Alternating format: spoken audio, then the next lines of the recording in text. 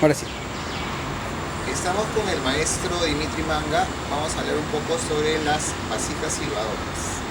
Dimitri, quisiéramos conocer un poco primero sobre tu historia.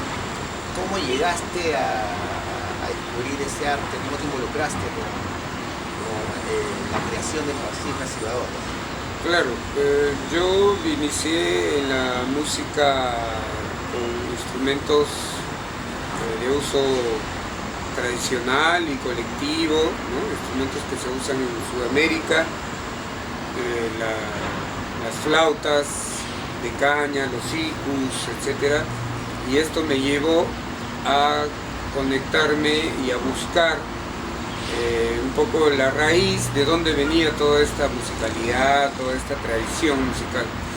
Y eso me llevó a los objetos arqueológicos, los instrumentos musicales prehispánicos, precolombinos, ¿no? Que están generalmente en colecciones privadas o en los museos. Entonces no son piezas muy conocidas, y poco a poco me fui acercando y en algún momento hubo la oportunidad de participar en un proyecto que para mí fue muy importante en la relación con estos instrumentos, que fue el proyecto Guayaqueca, que se generó en coordinación en ese tiempo el Instituto Nacional de Cultura, que es el que tenía, digamos, la potestad sobre los museos, y la Escuela de Folclore, la Escuela Nacional de Folclore. Entonces, Chalena Vázquez, una musicóloga muy importante para nosotros, una maestra muy especial, ella con Milano Trejo del museo pudieron coordinar y se hizo una base de datos como de 2000 instrumentos, y la tarea era registrar los 2000 instrumentos, que obviamente no pueden salir del museo. Entonces había que ir al museo a tocarlos, grabarlos, a conocerlos.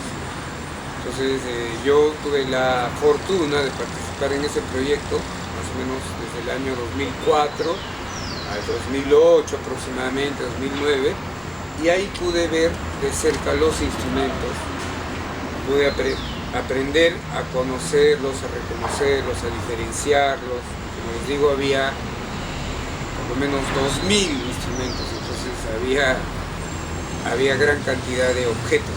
De estos 2000 instrumentos, por ejemplo, como un dato, 800 eran vasijas. Entonces los otros 1200 estaban repartidos entre antaras, quenas, silbatos, flautas de diferentes tambores, sonajas de diversos materiales, tamaños, formas y procedencias. Pero 800 de estos eran exclusivamente vasijas silbadoras. Entonces casi la mitad de los 2000, si hacemos como una cuantificación, eran vasijas. Entonces la importancia de las vasijas saltaba a la vista, ¿no? Ahora, desafortunadamente, no fue lo primero que pudimos empezar a trabajar, porque era un proyecto, digamos, que no tenía antecedentes. Entonces quizás optamos erradamente por comenzar por las antaras o luego las quenas. Realmente el panorama era muy grande para realmente acertarle con qué debíamos haber empezado. Al final, bueno, mi conclusión fue que debíamos haber empezado con un poquito de cada cosa. ¿Por qué? Porque con los 2000 instrumentos podíamos haber demorado unos 20 años. Entonces, si empezábamos, digamos, con las antaras, no íbamos a poder ver los otros instrumentos. Bueno, la experiencia nos dio cuenta, nos pasó factura en eso, porque pudimos no enfocar de repente todos los instrumentos. Pero sí tuvimos acceso a las vasijas y ya yo empecé a tener un contacto con las vasijas, ¿no? Y a través de otros replicadores, que no son muchos, pude tener alguna vasija en mis manos y experimentar con ella. Luego, con el paso del tiempo, yo me empecé a involucrar en la construcción de estos instrumentos, sobre todo como una necesidad de tener acceso a ellos, porque Tú no vas a la ferretería como a comprar clavos y compras vasijas silbadoras, ni siquiera como a comprar guitarras, ni siquiera como a comprar quenas. La vasija silbadora la hacen 2 o 3 personas en una región muy grande. Afortunadamente en los últimos años,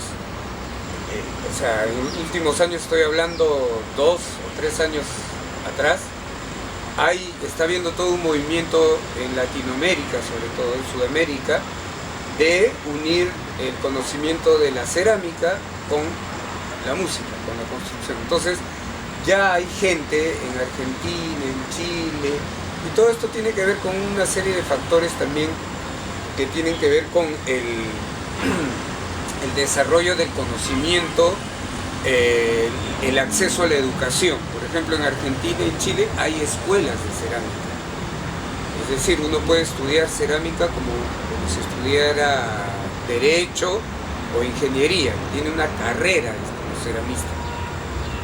A ellos les llama mucho la atención que en el Perú, siendo un centro histórico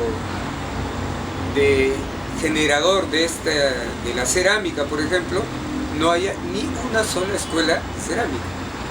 Entonces yo he tenido que aprender a las patadas y sigo aprendiendo solamente con el objetivo, en mi caso, de llegar al sonido de cada instrumento. Entonces me he ido orientando de esa manera, muy intuitivamente, ¿no? Y no he tenido prácticamente ni un maestro de la experiencia y alguna gente que bondadosamente ha querido compartir sus conocimientos conmigo. Entonces,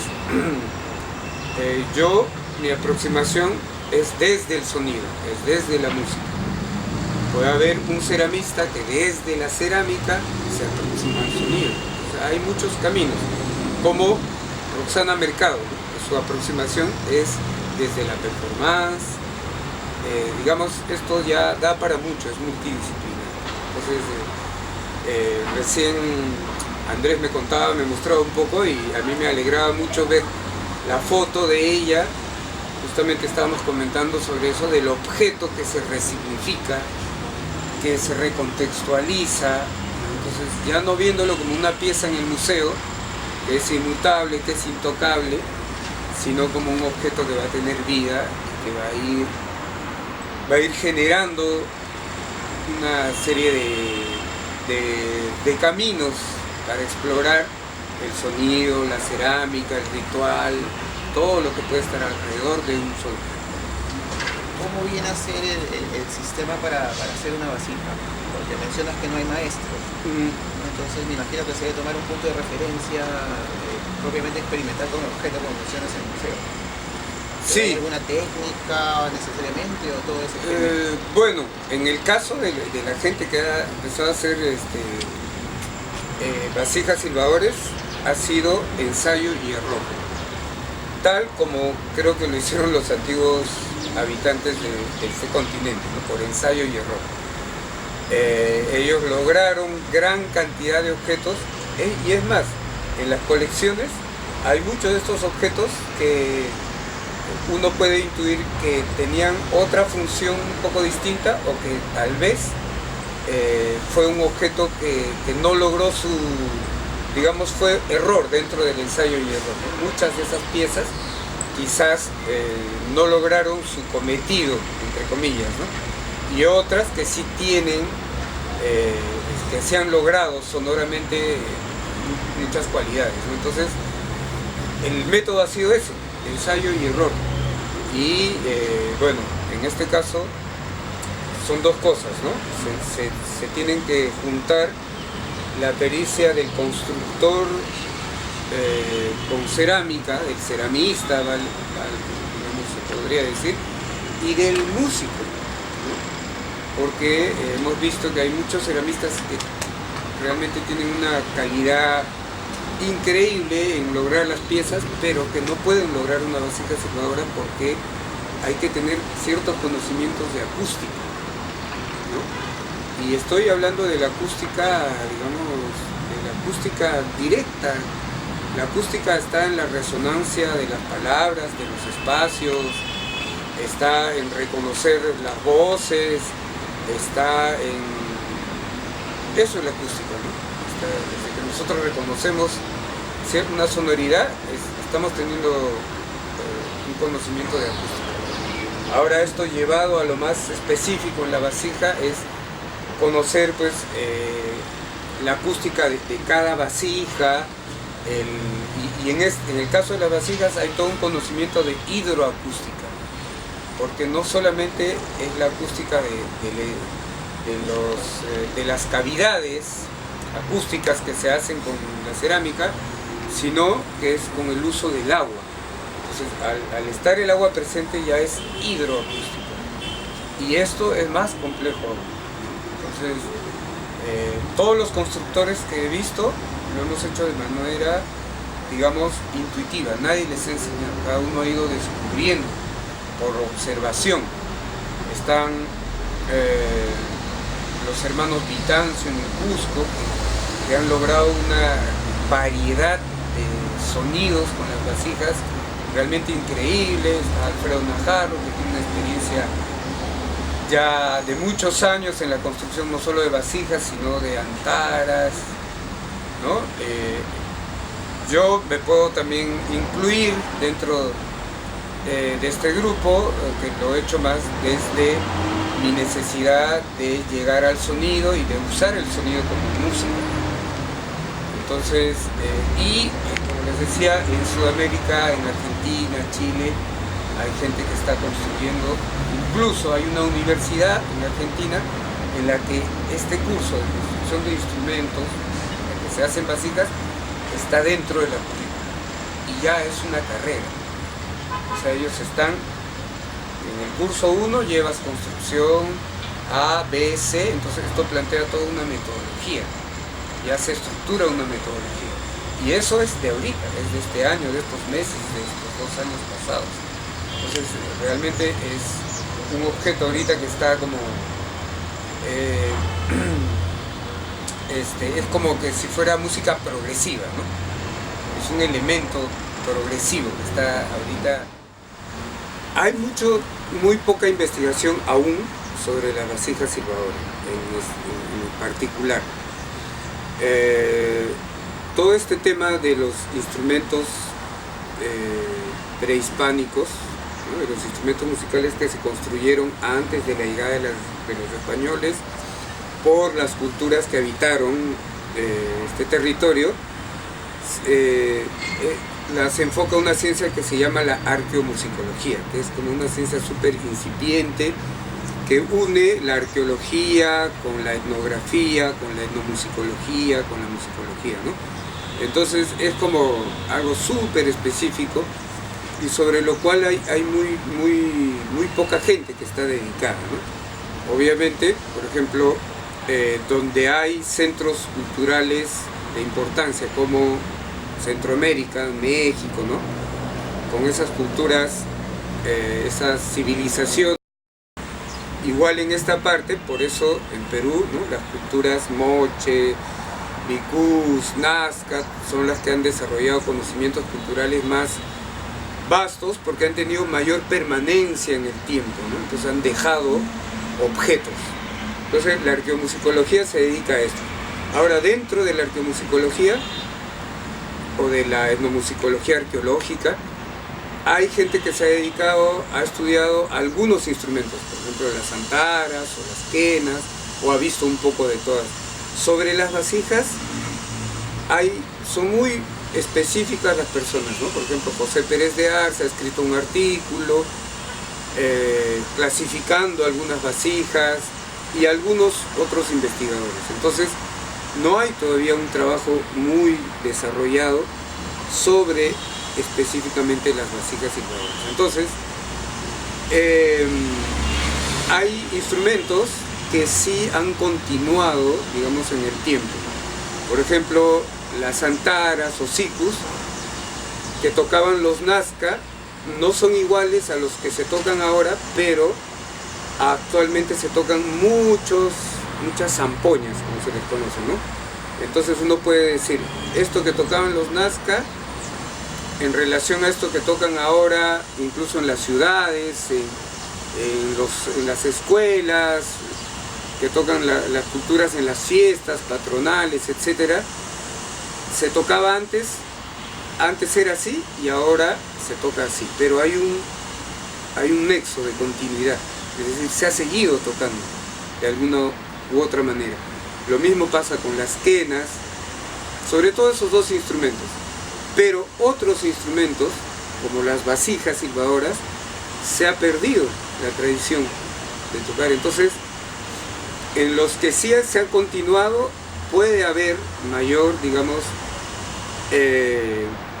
posibilidad de conectar, ¿no?, esos dos momentos. En cuanto a las vasijas, no, porque en un momento se dejaron de construir y después no se han vuelto a construir hasta, no sé, hace 10, 20 años, ¿no?, que se ha empezado otra vez a construir y muy aisladamente, ¿no?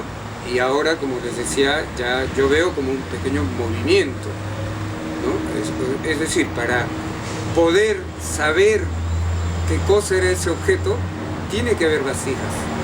Y no podemos tener las vasijas de los museos, porque son parte del patrimonio de cada país, ¿no? Hay mucha gente que tiene colecciones privadas y todo, son muy pocos objetos. Entonces hay que replicar estos instrumentos. Tiene que haber gente que los construya y luego gente como Rosana Mercado que los use, que los toque, que pruebe, que experimente. Entonces, a partir de eso va a poder haber, sí, digamos, una mayor aproximación a qué eran los objetos, qué función podían haber cumplido y conocer más, ¿no?, sobre ellos. Entonces, estos objetos que no han tenido continuidad, como no se sabe para qué fueron hechos, cómo fueron utilizados, en qué momentos se empleaban y muchos, digamos, vacíos, entonces los investigadores también se plantean dudas, ¿no? Entonces, ¿era un instrumento musical? Puede ser para hervir agua, una tetera, puede ser un objeto para pasar como pasar el cuy, pasar la vasija, pueden ser objetos como, digamos,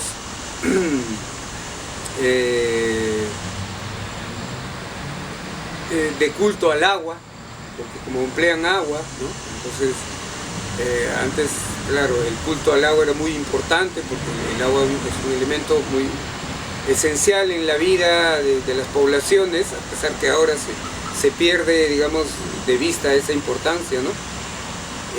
Pero antes sí se tenía mucho mayor conciencia, al parecer, de ello. Entonces son objetos que quizás están haciendo culto al agua.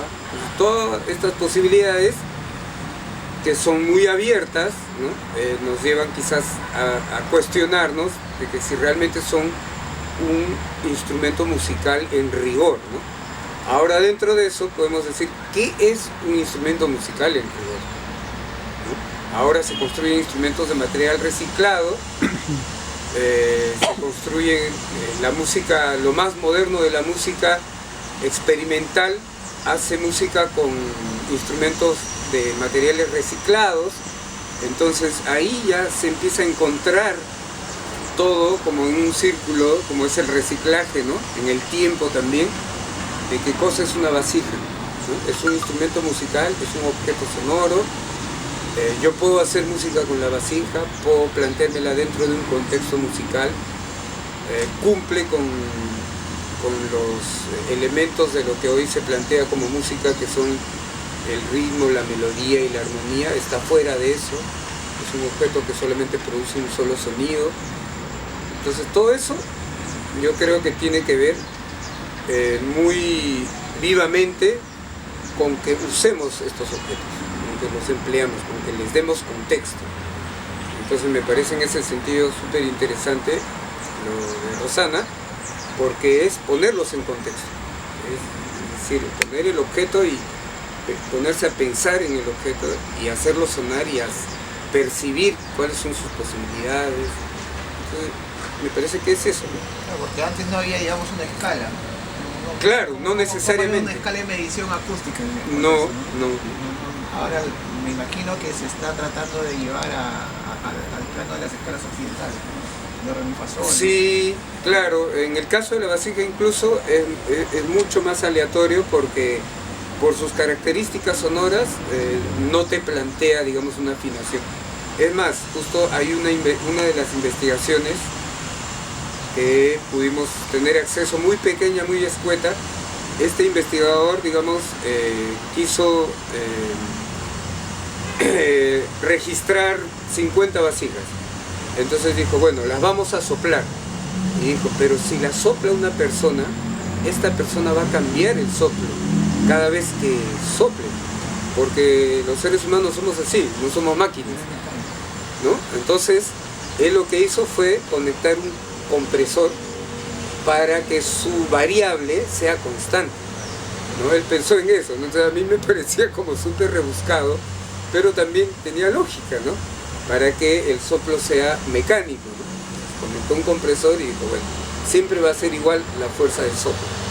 Entonces, bueno, dentro de su investigación esa variable probablemente la quería tener controlada, ¿no? Fue su manera, ¿no? Porque siendo hidroacústica, claro, ¿no? Porque también tendría que tener la misma cantidad de agua en cada exacto. vasija. Sí, o sea, realmente da para mucho la vasija. Sí. Y el lado, digamos, místico, ritual, que le ofrece este instrumento. Mira, yo lo veo, por ejemplo, yo hago talleres de construcción de vasijas, ¿no? Entonces, cuando hago el taller, la gente que está en el taller se empieza a preguntar, oye, pero ¿y para qué eran, no, las vasijas? Bueno, a mí, por ejemplo, mi percepción acústica es que uno puede soplar la vasija, ¿no? Puede generar con su soplo, hacer sonar el silbato. Pero hay una diferencia muy grande entre ese silbato activado por el soplo humano que activado por el agua. El agua no tiene ninguna intencionalidad, el agua simplemente discurre. Entonces esa presión que genera el agua, realmente eso a mí me parece místico, porque es como el fuego, el agua, son energías que no podemos controlar, que justamente no son creativas, por eso son artísticas en sí mismas, ¿no? O sea, ¿quién no va a observar el fuego y a ver miles de cosas en el fuego, en cualquier fuego, y cada vez va a ser distinto? Igual pasa con el agua, ¿no? El agua en los pueblos serena los instrumentos, los afina, genera melodías, ¿no? Dicen que los que tocan charango van al río y toda la noche están escuchando y que el río les dicta melodías, ¿no? Entonces, no hay nada más místico que eso, que el agua, el fuego, ¿no? Entonces, cuando yo veo la vasija y la escucho accionada por el vaivén del agua, eso es místico, eso es magia.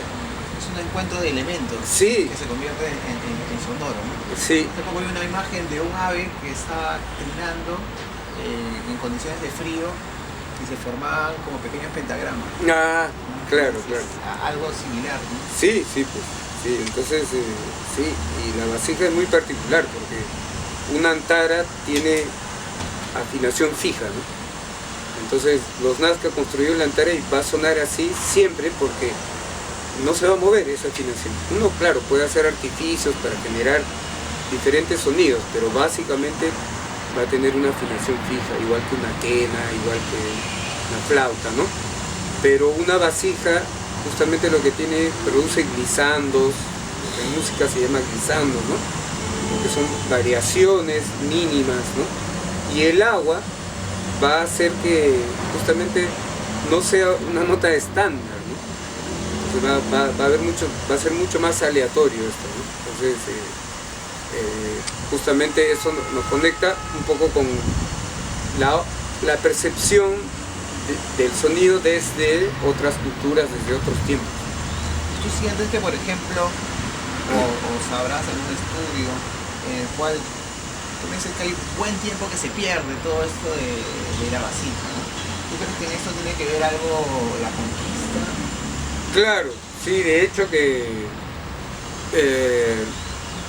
al ser, digamos, la música y los instrumentos una expresión de las culturas que estaban siendo, digamos, conquistadas o juzgadas, ¿no?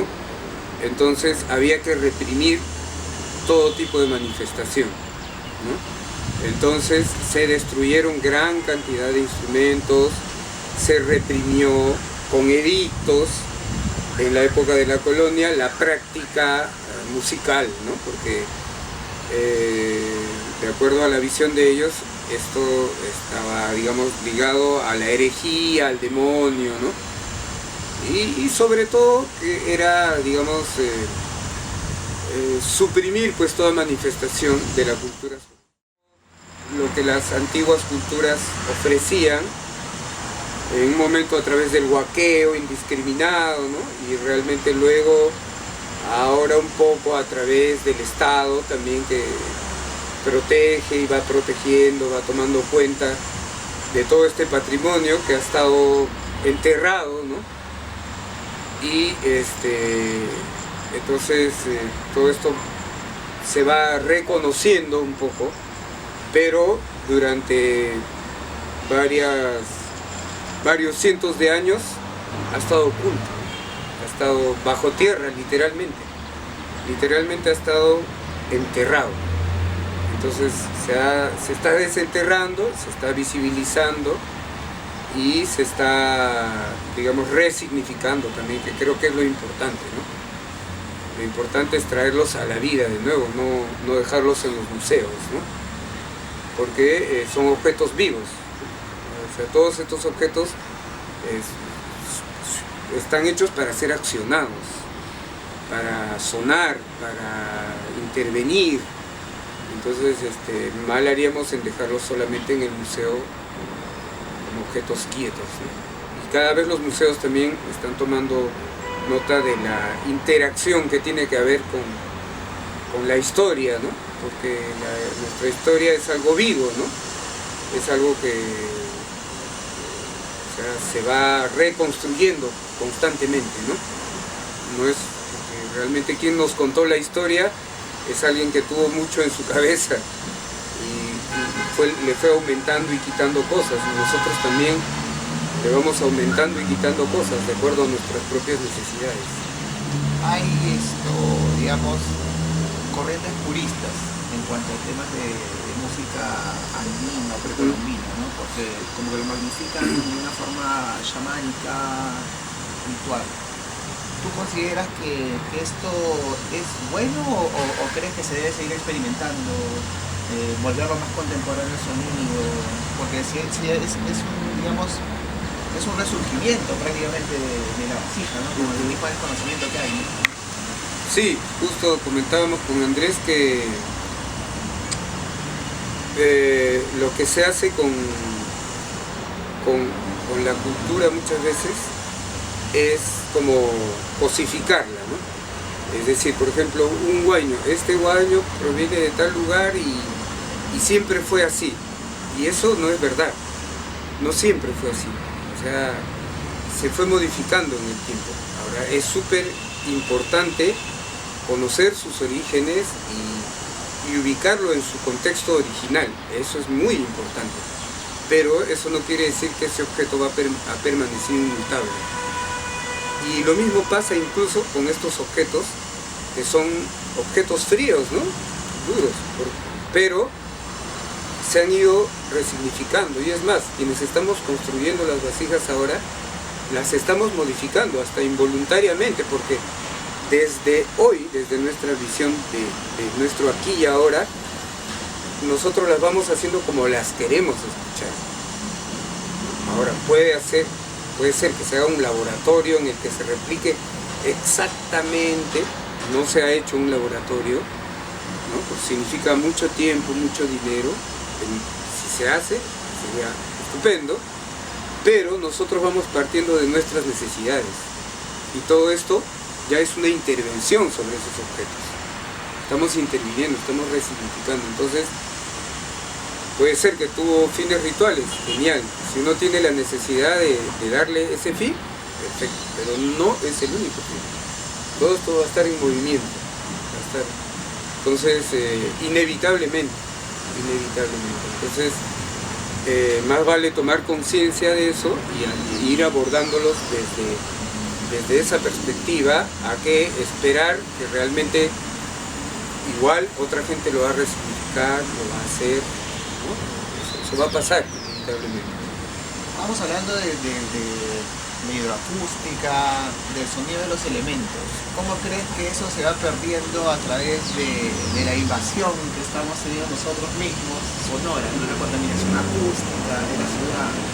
Sí, yo creo que también en ese sentido hay un fin que sí es como místico, sagrado, ¿no?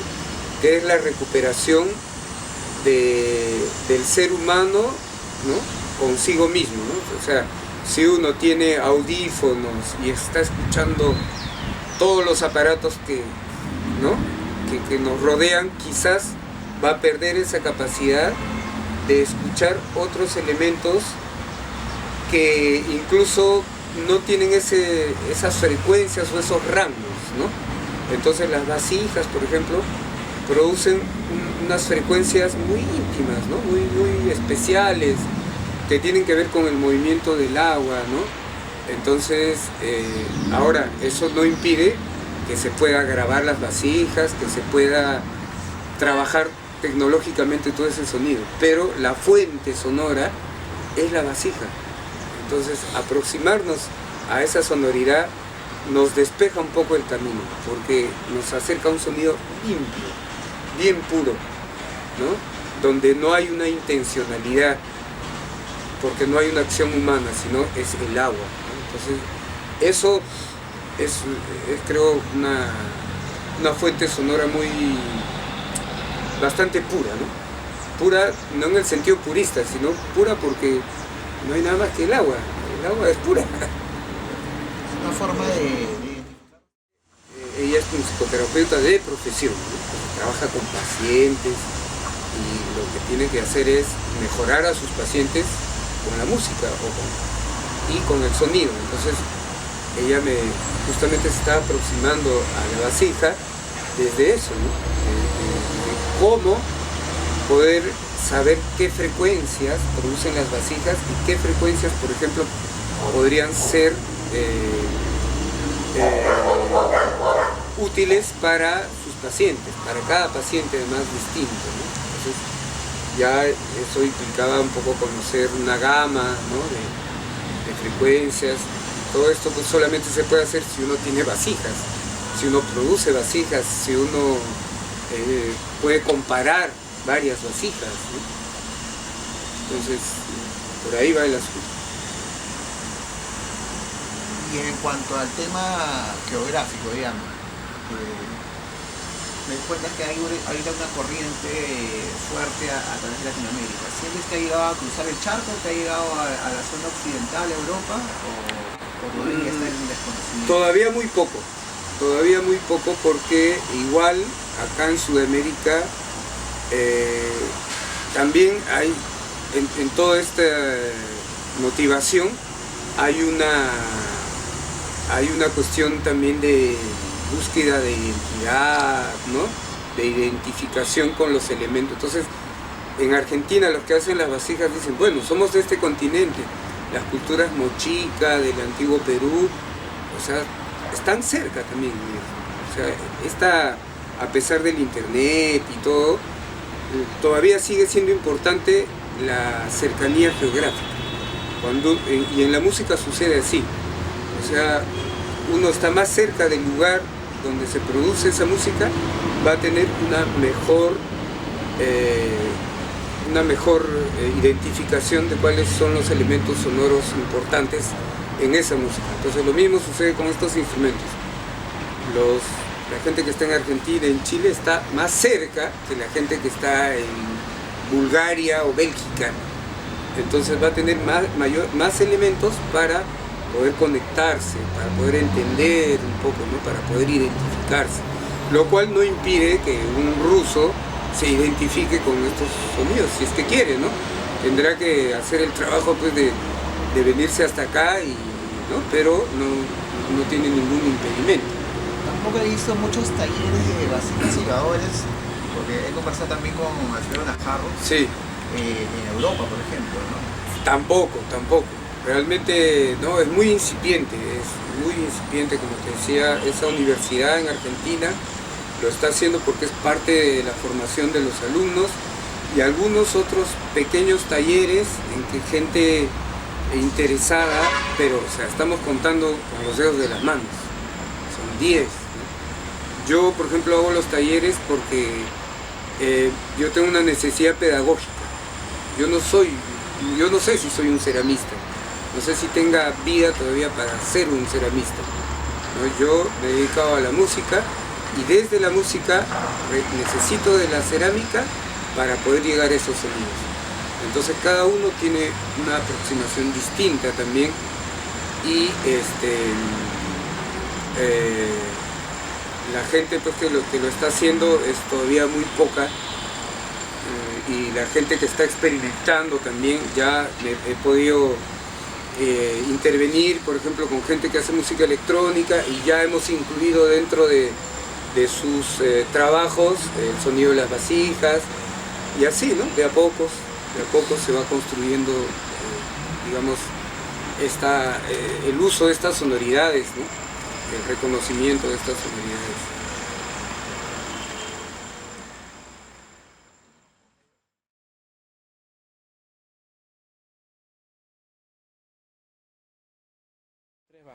Esta vasija va para Rosana Mercado en Suecia para que experimente y performe con ella.